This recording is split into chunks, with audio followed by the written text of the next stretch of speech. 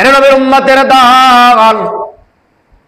আমরা পৃথিবীর ভিতরে সবচেয়ে শ্রেষ্ঠতম জিনিসগুলা পাইলাম কিভাবে কিভাবে বলে আসমানে 104 খানা কিতাব, কিতাবের ভিতরে 4 খানা প্রসিদ্ধ, তার ভিতরে সবচেয়ে উত্তম কিতাবের নাম হলো কোরআন। তাও আমরা পাইলাম বলে 1,24,000 নবী বা 2,24,000 নবীর ভিতরে সবচেয়ে শ্রেষ্ঠ নবীর নাম হলো মুহাম্মদুর রাসূলুল্লাহ।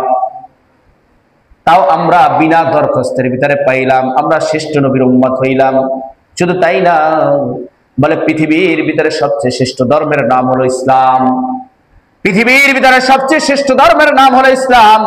পৃথিবীর ভিতরে অনেক ধর্ম বর্তমানে প্রচারিত আছে, হিন্দু ধর্ম, খ্রিস্ট ধর্ম, বৌদ্ধ ধর্ম, নাস্তিক আছে, গারো, চাকমা, বার্মা, কত প্রকার ধর্ম বসবাস, প্রায় অনেক জাতি বসবাস করে।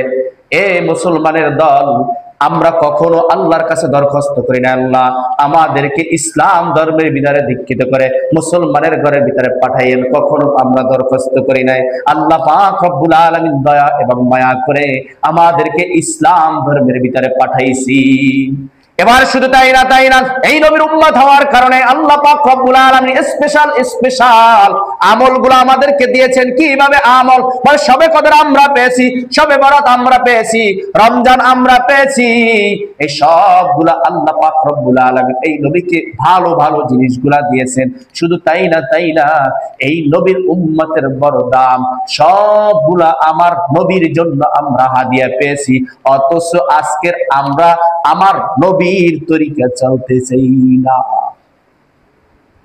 সব পাইলাম নবীর জন্য, কিন্তু না, বলে সব আদর্শ মানতে পারি কিন্তু নবীর আদর্শ মানব না। মুখে বলে এক কথা, কাজে বলে আর এক। মুখে বলে আমার নেতা মুহাম্মদুর রাসূলুল্লাহ, মুখে বলে আমাদের রব আল্লাহ, কিন্তু কাজে সব উল্টা।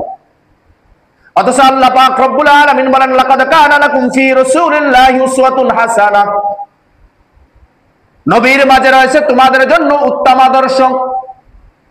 আমার নবী চলতেন কেমন, আমার নবী বসতেন কেমন, মানুষের সাথে কথা বলতেন কেমন, সব আদর্শ আমার নবী দুনিয়ার ভিতরে রেখে গেছেন, মৃত্যুর সাথে সাথে নিয়ে যায় নাই।